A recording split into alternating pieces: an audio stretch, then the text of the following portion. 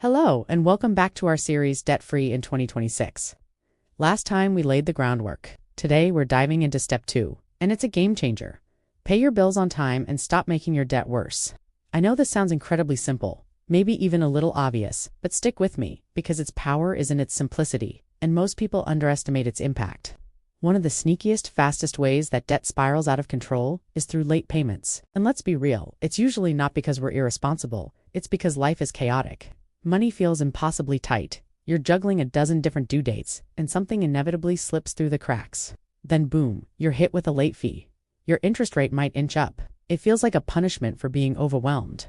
I've been there, and that feeling of falling behind even when you're trying your hardest is just crushing. When I first got serious about my own debt journey, this was the first behavioral change I committed to.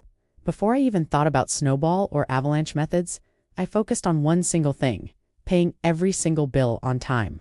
Even if all I could afford was the absolute minimum payment, I made sure it was paid on or before the due date. And that's when I felt the ground beneath me start to stabilize. It was the first time in a long time that I did feel like I was actively sinking. So why is this so critical? It comes down to two things: stopping the bleeding and protecting your future self. First, let's talk about stopping the bleeding.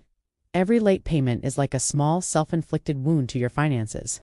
You get a late fee, which is basically just throwing money away. It could be $20, $30, $40 money that could have gone toward your actual debt principal. Then some creditors will slap you with a penalty APR. This is the real danger. Your interest rate could jump from something manageable, say 18%, to a predatory 29.99% overnight. Suddenly, the same amount of debt becomes exponentially more expensive and harder to pay off.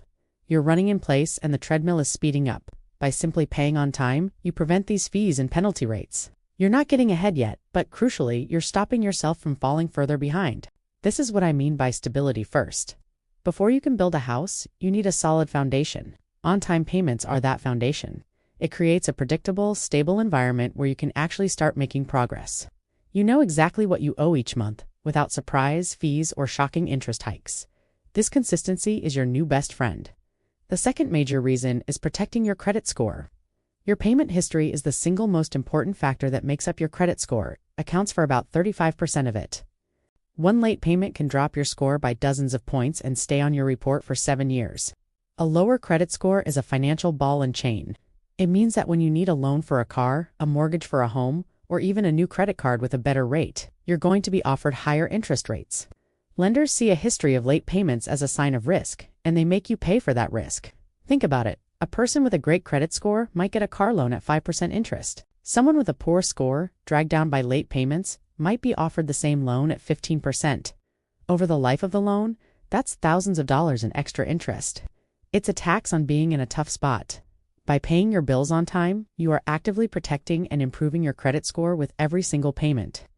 A better score unlocks better financial products, lower interest rates, and gives you more options and more power. It's you telling the financial world, I am reliable. Now, I know what some of you are thinking. This is great, but I'm so overwhelmed. I can't keep track of it all. Or, I just don't have the money to pay everything on time. Let's tackle these head-on. If you're feeling overwhelmed by due dates, technology is your ally. The first thing you should do is automate everything you possibly can. Go into your online banking portal for every single one of your bills, credit cards, student loans, car payments, utilities, and set up automatic payments. If you're worried about overdrafting your account, you can set it up to pay just the minimum amount. This is your safety net. The minimum payment will ensure you are never marked as late. You can always go in and pay more manually when you have the funds, but the auto payment guarantees you won't miss a due date. If a company doesn't offer auto pay, use your phone. Set recurring calendar alerts for 2 or 3 days before each bill is due. Name the alert pay credit card bill or pay car loan. Don't just dismiss the notification. Use it as a trigger to take immediate action. The goal here is to build a system that doesn't rely on your memory alone. Our brains are busy. They're not designed to be a perfect filing cabinet for due dates. So, build an external system that does the remembering for you. Now, for the tougher issue, what if you genuinely feel you don't have the money? This is where the mindset of consistency over perfection becomes so important. This step is not about paying off huge chunks of debt. It's about establishing a habit and stopping the damage. If you can only afford the minimum payment, pay the minimum payment. It's infinitely better than paying nothing and getting hit with a fee and a credit score drop. If even the minimums feel impossible, that's a signal that you have a deeper cash flow issue that needs to be addressed, which we'll cover in a future step about budgeting and increasing income.